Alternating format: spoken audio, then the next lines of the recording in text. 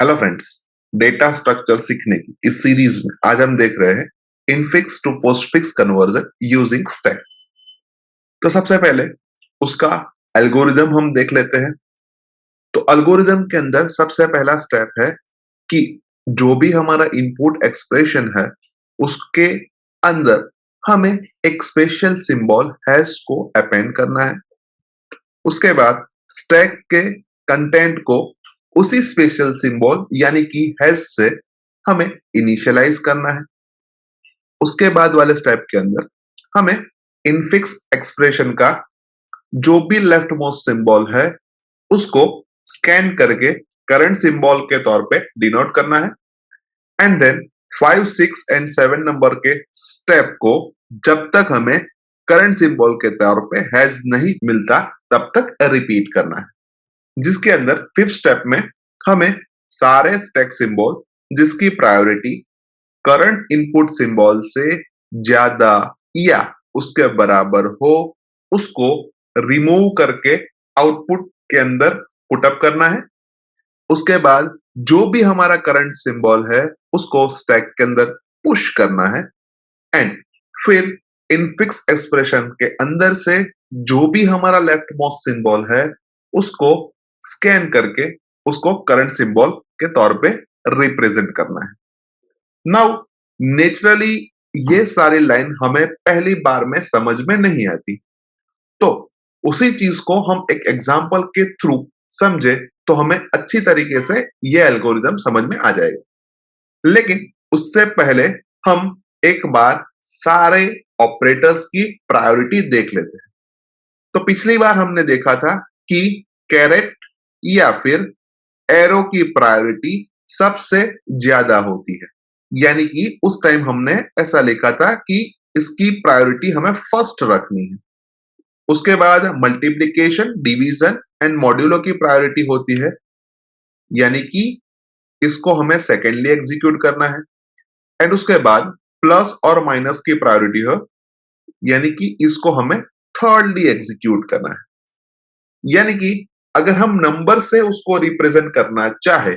तो जब इनपुट के अंदर प्लस आता है उस वक्त उसकी प्रायोरिटी हम 1 लेते हैं, और स्टैक के अंदर प्लस आता है उसकी प्रायोरिटी हम 2 देते हैं। यानी कि इस केस के अंदर इनपुट की प्रायोरिटी हमने स्टैक की प्रायोरिटी से कम रखी। Same way multiplication, division and modulo की इनपुट प्रायोरिटी हमने 3 रखी और स्टैक प्रायोरिटी हमने 4 रखी। यानी कि इस केस में भी हमने इनपुट प्रायोरिटी को स्टैक प्रायोरिटी से कम रखा। उसके बाद कैरेट और एरो की इनपुट प्रायोरिटी हमने 6 रखी और स्टैक प्रायोरिटी हमने 5 रखी। यानी कि इस केस में हमने रिवर्स प्रोसेसिंग की, यानी कि इनपुट प्रायोरिटी को स्टैक प्रायोरिटी से ज्यादा रखी। अभी नेचुरली हमारे माइंड में वो क्वेश्चन अराइज होता है कि स्टैक की प्रायोरिटी कब ज्यादा रखनी और इनपुट की प्रायोरिटी कब ज्यादा रखनी। अभी हमें वो तो मालूम है कि सिंबल्स की प्रायोरिटी तो हमें इसी ऑर्डर में रखनी, यानी कि फर्स्ट केस में हमें प्रायोरिटी के तौर पे 1, 2 ही लेना पड़ेगा, सेकंड केस में हमें प्रायोरिटी के तौर पे 3, 4 ही लेना पड़ेगा, और थर्ड केस में हमें प्रायोरिटी के तौर पे 5 या फिर 6 ही लेना पड़ेगा। अभी जब भी हम कोई भी सिंबल को एल्गोरिदम की मदद से ट्रेस करने जाते हैं तो उसको हम स्टैक के अंदर 1 बाय 1 पुश करेंगे। यानी कि सपोज हमारे पास एक एग्जांपल है a प्लस बी प्लस सी, जिसको हम लेफ्ट मोस्ट साइड से ही स्कैन करेंगे। यानी कि ये वाला सिंबल हम सबसे पहले स्कैन करेंगे और ये वाला सिंबल ही स्टैक के अंदर सबसे पहले जाएगा। यानी कि जब ये सेकंड प्लस हम स्कैन करेंगे उस वक्त हमारे पास फर्स्ट वाला प्लस स्टैक सिंबल के तौर पे होगा और सेकंड वाला प्लस इनपुट सिंबल के तौर पे होगा। अभी जब भी हमने वेरिएबल्स पढ़े थे उस वक्त हमने देखा था कि दो सेम प्रायोरिटी वाले ऑपरेटर्स एक ही एक्सप्रेशन में इन्वॉल्व हो तो हमें उसकी एसोसिएटिविटी देखनी चाहिए। और प्लस के केस में हमें मालूम है कि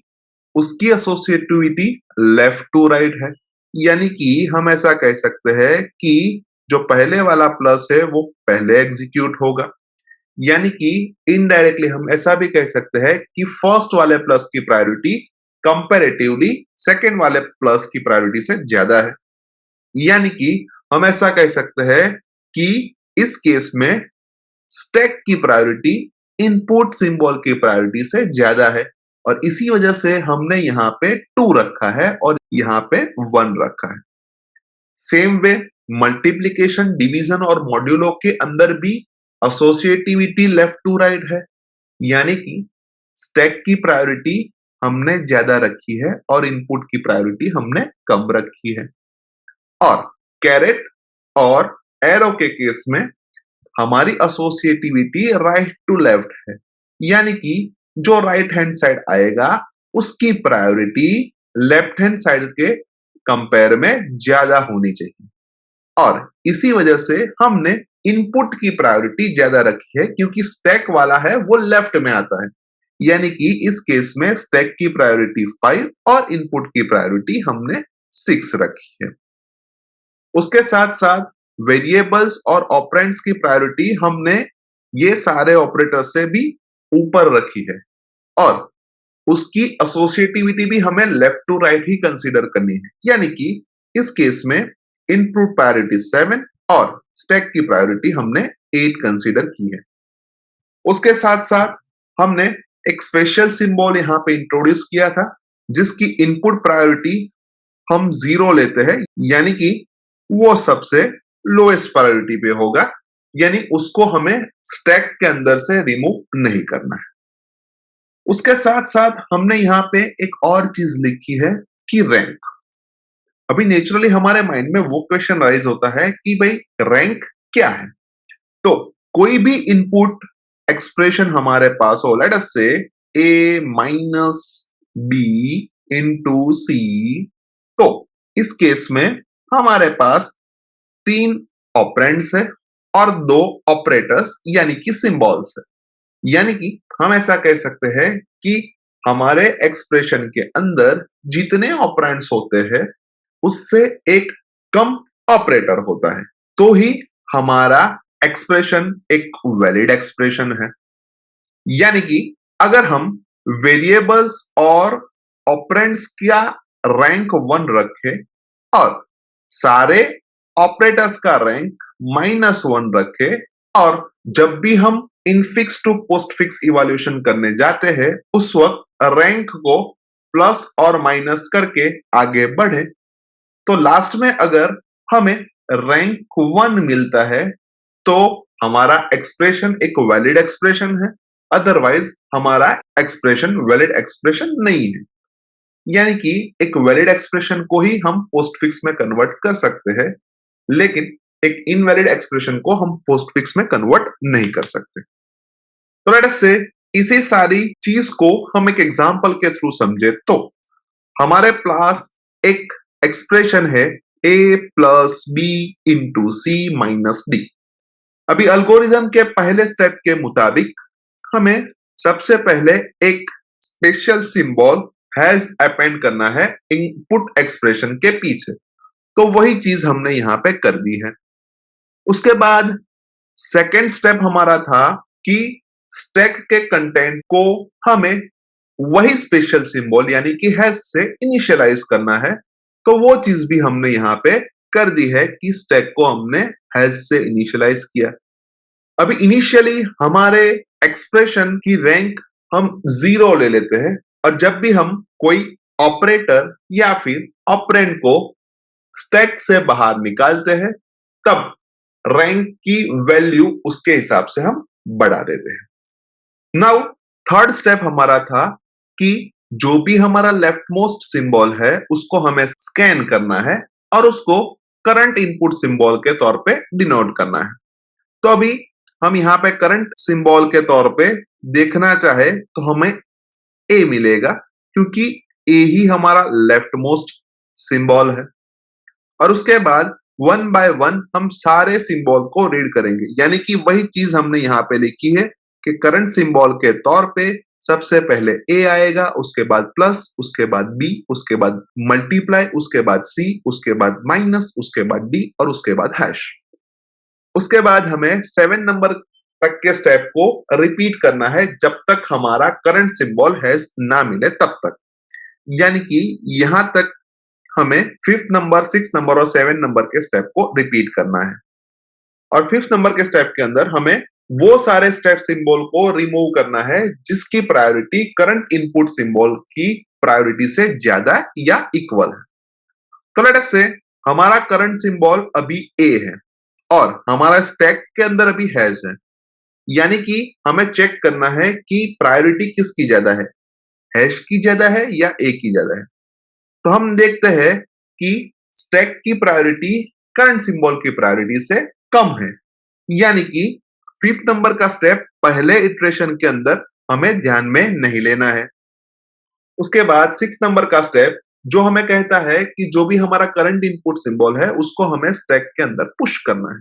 यानी कि हम ऐसा कह सकते हैं कि जो ए हमारा है उसको हमने पुश करके स्टैक के अंदर डाल दिया। उसके बाद जो भी हमारा लेफ्ट मोस्ट सिंबल है इनफिक्स एक्सप्रेशन का उसको हमें स्कैन करना है और उसको हमें करंट सिंबल के तौर पे रिप्रेजेंट करना है, यानी कि अब हमारा प्लस करंट सिंबल हो गया।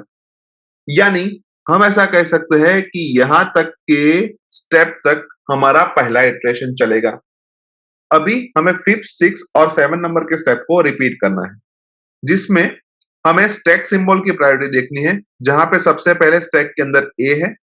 जिसकी प्रायोरिटी प्लस की प्रायोरिटी से ज्यादा है, क्योंकि हमने अभी देखा कि वेरिएबल और ऑपरेंड्स की प्रायोरिटी ऑपरेटर्स की प्रायोरिटी से ज्यादा है, यानी कि हमें उसको रिमूव करके यानी कि पॉप करके पोस्टफिक्स नोटेशन के अंदर रख देना है। और उसके बाद हमें हैश की प्रायोरिटी और प्लस की प्रायोरिटी को कंपेयर करना है, जिसमें हैश की प्रायोरिटी कम होने की वजह से हमें वहां पे स्टॉप हो जाना है। उसके बाद हमें प्लस को स्टैक के अंदर रखना है और बी को हमें करंट इनपुट के तौर पे लेना है। उसके साथ साथ अगर हम ध्यान से देखें तो हमने ए को पॉप किया, यानी कि ए हमारा एक ऑपरेंड होने की वजह से उसका जो भी रैंक है उसको हमने रैंक के अंदर ऐड कर दिया है, यानी कि अब रैंक की वैल्यू 1 है। उसके बाद हम करंट सिंबल और स्टैक सिंबल को ध्यान से देखें तो बी और प्लस के अंदर से प्लस की प्रायोरिटी कम है, यानी कि स्टैक सिंबल की प्रायोरिटी कम है, यानी कि हमें बी को सीधा स्टैक के अंदर पुश कर देना है, यानी कि हमारा postfix notation as it is रहेगा, हमारा रैंक भी एज इट इज रहेगा। उसके बाद हम स्टार को रीड करेंगे और स्टार की प्रायोरिटी और बी की प्रायोरिटी को चेक करेंगे। अभी बी की प्रायोरिटी ऑपरेंड होने की वजह से ज्यादा है, यानी बी को हमें पॉप करके पोस्टफिक्स नोटेशन के अंदर रख देना है एंड फिर प्लस की प्रायोरिटी एंड स्टार की प्रायोरिटी को चेक करना है, जहां पे स्टार की प्रायोरिटी प्लस की प्रायोरिटी से ज्यादा होने की वजह से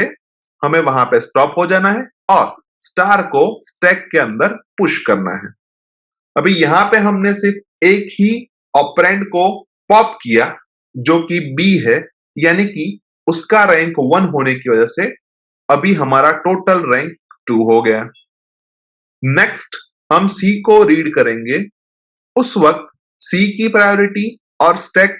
यानी कि स्टार की प्रायोरिटी को ध्यान से देखें तो सी की प्रायोरिटी ज्यादा होने की वजह से हम सी को सीधा ही स्टैक के अंदर पुश करेंगे, यानी कि पोस्टफिक्स नोटेशन और रैंक हमारा एज इट इज रहेगा। उसके बाद हम माइनस को रीड करेंगे और माइनस की प्रायोरिटी और हम स्टैक सिंबल की प्रायोरिटी को ध्यान से देखें तो माइनस की प्रायोरिटी सी की प्रायोरिटी से कम होने की वजह से सी को हम पॉप करेंगे। उसके बाद माइनस की प्रायोरिटी और स्टार की प्रायोरिटी हम ध्यान से देखें तो माइनस की प्रायोरिटी स्टार की प्रायोरिटी से भी ज्यादा है, यानी कि हम स्टार को भी पॉप कर देंगे।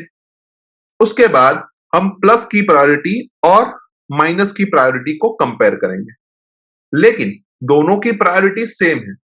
और जब भी हमारी प्रायोरिटी सेम होती है उस वक्त हम एसोसिएटिविटी ध्यान में लेते हैं और एसोसिएटिविटी लेफ्ट टू राइट होने की वजह से स्टैक सिंबल की प्रायोरिटी बढ़ जाती है, और वही हमने यहां पे लिखी है कि जब भी प्लस और माइनस आते हैं तब स्टैक की प्रायोरिटी ज्यादा है, यानी कि हमें प्लस को भी यहां से पॉप करके बाहर निकाल देना है। एंड फिर हैश की प्रायोरिटी और माइनस की प्रायोरिटी कंपेयर होगी, जहां पे हैश की प्रायोरिटी माइनस की प्रायोरिटी से कम होने की वजह से हम माइनस को सीधा यहां पे पुश करेंगे।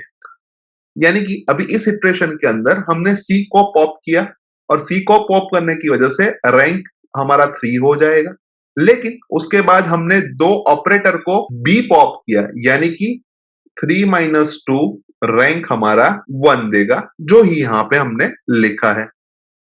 उसके बाद हम डी की प्रायोरिटी को देखें और स्टैक की प्रायोरिटी को कंपेयर करें, तो डी की प्रायोरिटी स्टैक की प्रायोरिटी के ज्यादा होने की वजह से हम ऐसा कह सकते हैं कि हमें डी को सिर्फ स्टैक के अंदर पुश करना है, और जब भी हम डी को स्टैक के अंदर पुश करते हैं उस वक्त हमारी postfix notation as it is रहेगी, यानी कि ये डी यहां पे नहीं आएगा, एज वेल एज हमारे रैंक में भी कोई बदलाव नहीं आएगा, यानी कि हमारी रैंक भी यहां पे 1 ही रहेगी। एंड लास्ट में हमारा सिंबल हैज आता है, यानी कि हैज को अगर हम डी के साथ कंपेयर करें तो हैज की प्रायोरिटी डी की प्रायोरिटी से कम होने की वजह से डी को हमने पॉप किया। हैज की प्रायोरिटी माइनस की प्रायोरिटी से कम होने की वजह से माइनस को हमने पॉप किया, यानी डी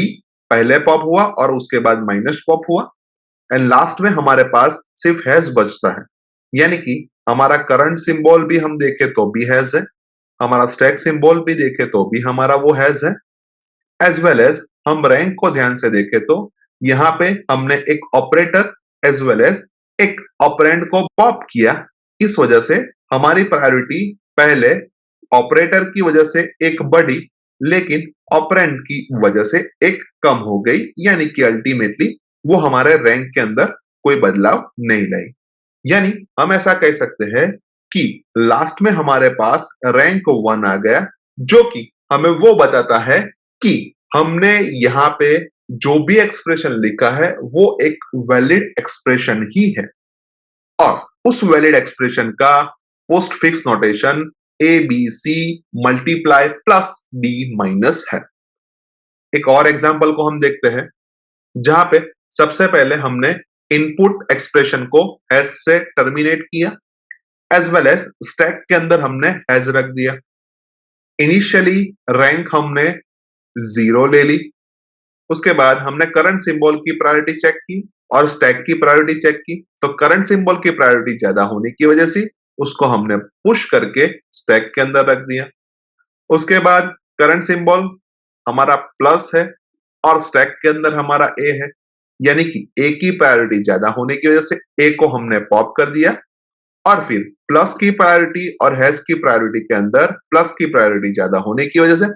प्लस को हमने पुश किया। अभी यहां पे सिर्फ हमने एक ही ऑपरेंड को पॉप किया, यानी कि हमारा रैंक सिर्फ 1 ही आएगा।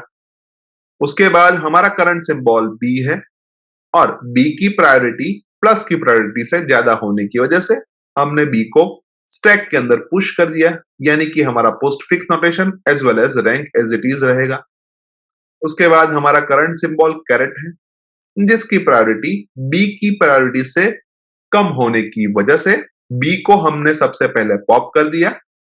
उसके बाद कैरेट की प्रायोरिटी और प्लस की प्रायोरिटी देखें तो कैरेट की प्रायोरिटी ज्यादा होने की वजह से कैरेट को हमने पुश किया,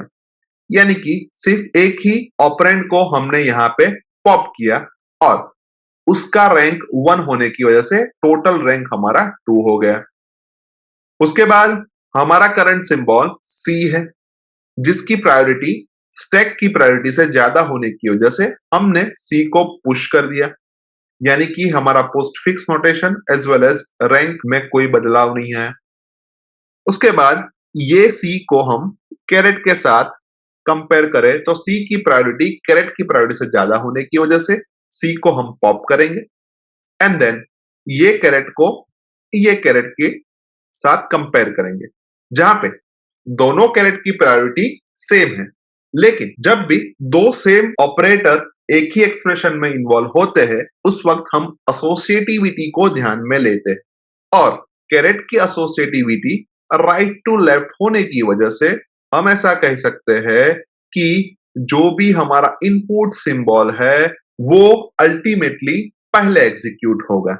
यानी कि हम ऐसा कह सकते हैं कि हमारे इनपुट सिंबल की प्रायोरिटी अल्टीमेटली बढ़ जाती है। और वही चीज हमने आगे एक्सप्रेशन के अंदर लिखी थी कि जब भी कैरेट इन्वॉल्व हो उस वक्त इनपुट की प्रायोरिटी को हमें ज्यादा देनी है। तो इसीलिए हमने ये सेकंड कैरेट को भी स्टैक के अंदर पुश कर दिया। यानी कि यहां पे सिर्फ एक ही ऑपरेंड पॉप हुआ और वो ऑपरेंड पॉप होने की वजह से रैंक 2 की जगह पे 3 हो गया। उसके बाद हमारा करंट सिंबल डी है और डी की प्रायोरिटी कैरेट की प्रायोरिटी से ज्यादा होने की वजह से हम डी को स्टैक के अंदर पुश करेंगे। यानी कि हमारा postfix notation as well as rank as it is रहेगा। एंड लास्ट में हमें हैश मिलता है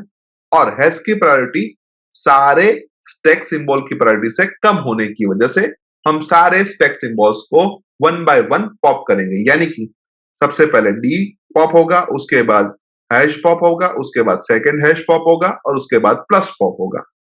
यानी कि इस केस में 3 ऑपरेटर पॉप हुए, यानी कि -3 उसका रैंक होगा। एक ऑपरेंड पॉप हुआ यानी कि +1 उसका रैंक होगा और ऑलरेडी हमारे पास 3 रैंक था यानी कि उसको हम यहां पे ऐड कर दे तो लास्ट में हमें रैंक 1 मिलेगा। और जब भी हमें रैंक 1 मिलता है तो उसका मीनिंग वो होता है कि हमारा जो भी इनपुट एक्सप्रेशन है वो एक वैलिड इनफिक्स एक्सप्रेशन है। सो आई होप कि आपको infix to postfix expression stack की मदद से कैसे सॉल्व होता है वो अच्छी तरीके से समझ आ चुकी होगी। उसका algorithm as well as rank and priority क्या है वो भी समझ में आ गया होगा। आज के वीडियो में बस इतना ही। नेक्स्ट वीडियो के अंदर फिर से मिलेंगे। Thank you very much.